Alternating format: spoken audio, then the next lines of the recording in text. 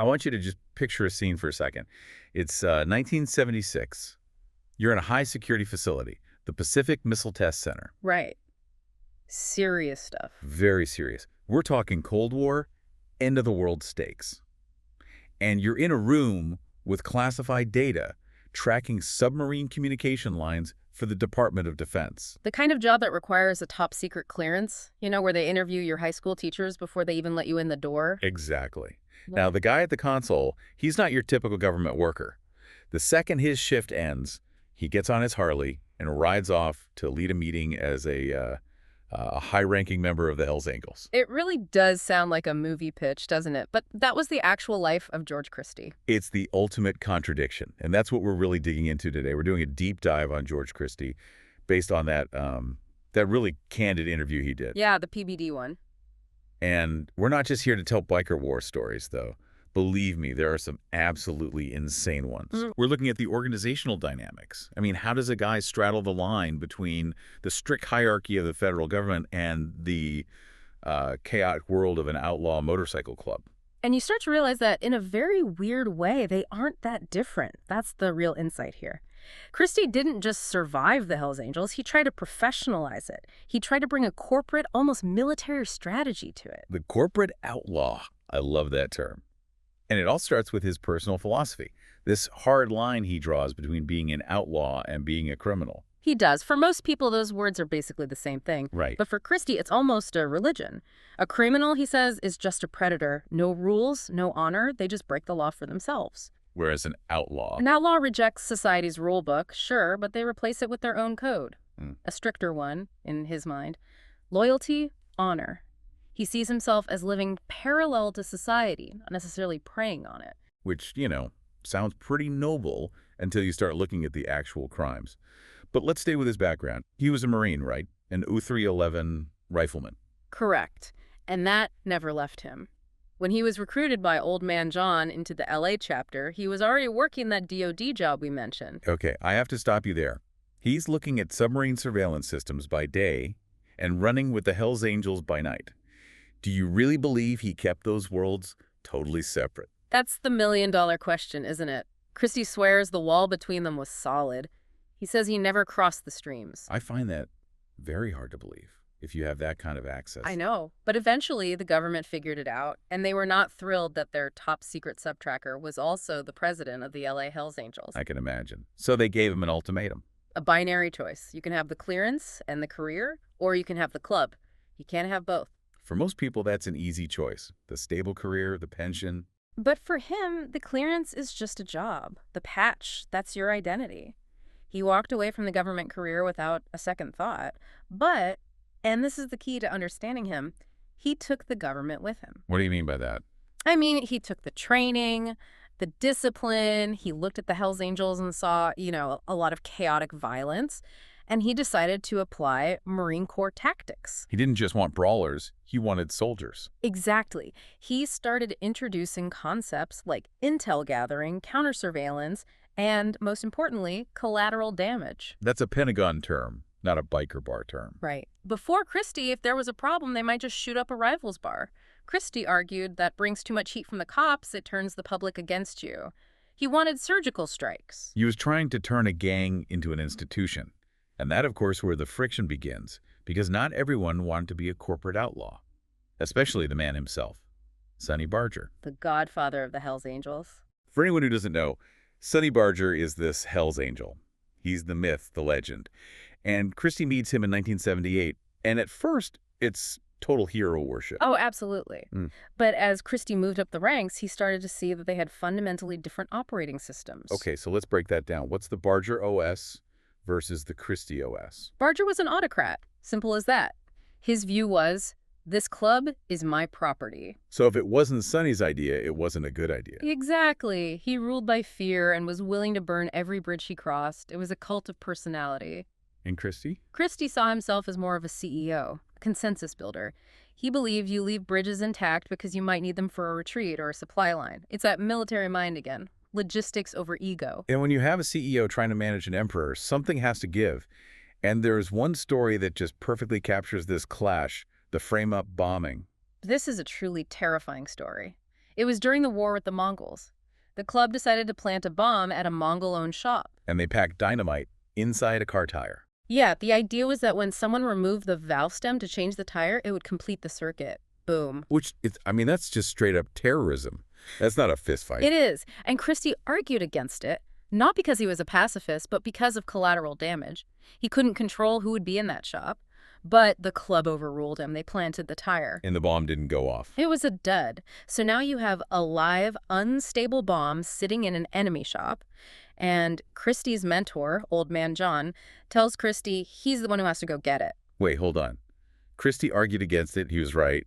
And his reward is he has to go get the live bomb. It wasn't a reward. It was a loyalty test. People were whispering that maybe Christie was soft, so to prove he was a peacemaker willing to go to war, he had to walk into the lion's den and retrieve a bomb he had no idea how to dismantle. That is just unbelievable pressure. He's driving around L.A. with a live bomb in his car just to prove a point to the guys who ignored his good advice. And he did it. He brought it back. And that act, that cemented his reputation. It bought him the political capital to run things his way for a long time. And his way often meant talking before shooting. He was sort of the Henry Kissinger of the biker world. That really was. Look at the war with the Outlaws, MC. Yeah. A brutal rivalry. They were led by a guy named Harry Taco Bowman. Taco Bowman. Great An iconic name. So Christie flies out to meet him, walks right into the enemy clubhouse, alone, to broker peace, and he pulls it off. They shake hands. They agree to stop the killing. And then, internal politics. Bowman changes his mind and puts a murder contract out on Christie. The guy you just shook hands with is now paying people to kill you. It's like Game of Thrones on motorcycles. It is. But here's the craziest part. Years later, Taco Bowman is in federal prison for life. And he calls Christie. He calls the guy he tried to have killed. Why? He calls him to ask if Christie's daughter, who had become a lawyer, could give him some legal advice. You are kidding me. Hey, sorry about that whole murder contract thing, but can your daughter look at my appeal? That's basically the conversation. Christie even asked him about the contract, and Bowman just laughed it off.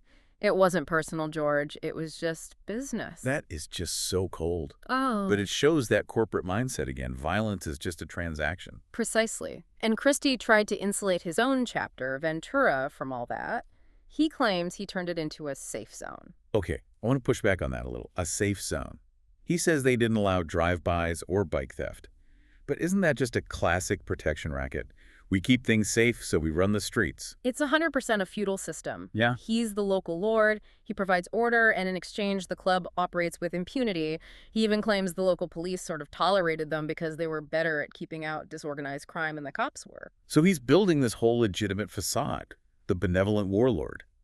But underneath it all, the engine is still running on illegal money. And that corporate efficiency he brought. Eventually, it got applied to something way riskier. Vicodin. The Vicodin ring.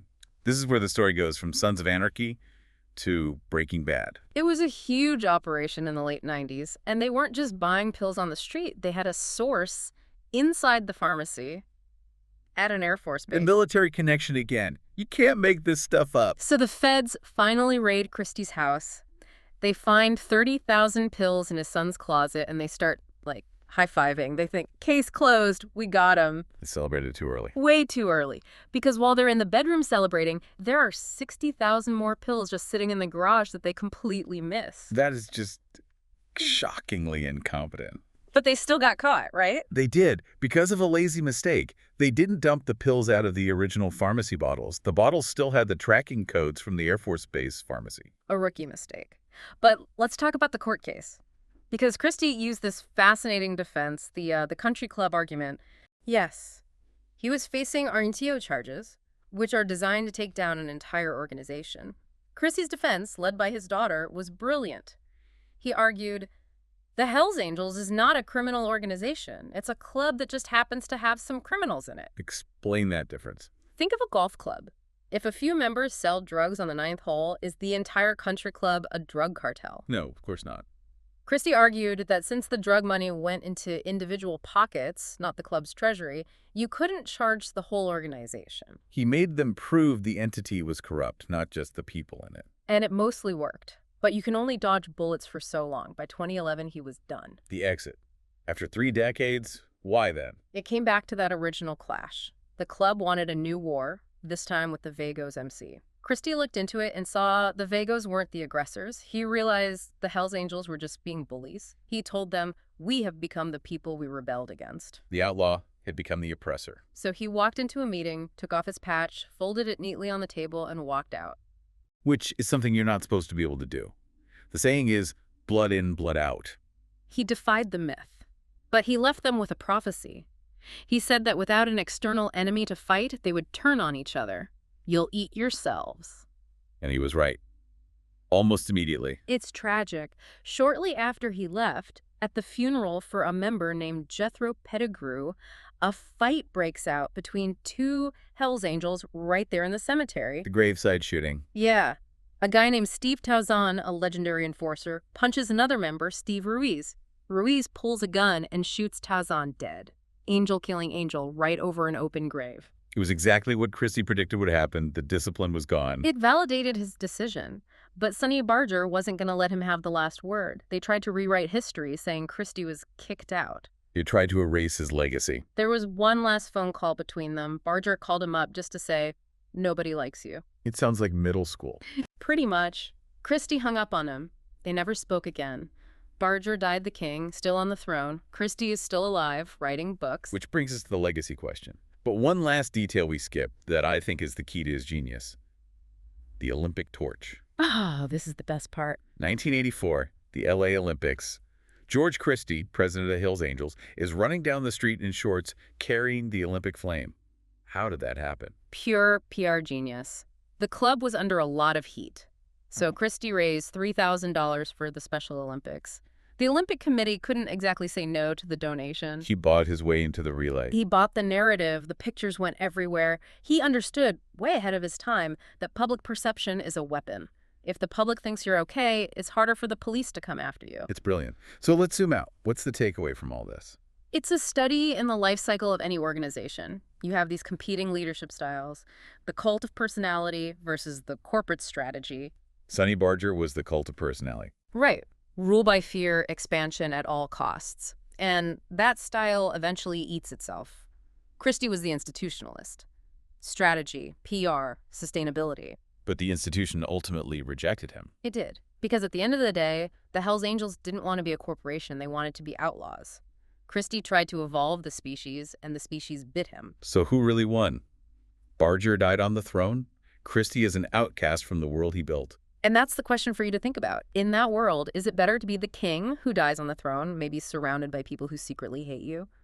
Or is it better to be the survivor who gets to walk away and write the history books? Because he's the one talking into the microphone. He's the one controlling the narrative now. History is written by the survivors, and George Christie is, above all else, a survivor. That is a wrap on our deep dive into the contradictory life of George Christie. If you enjoyed this, make sure to follow us for the next one. We'll see you then.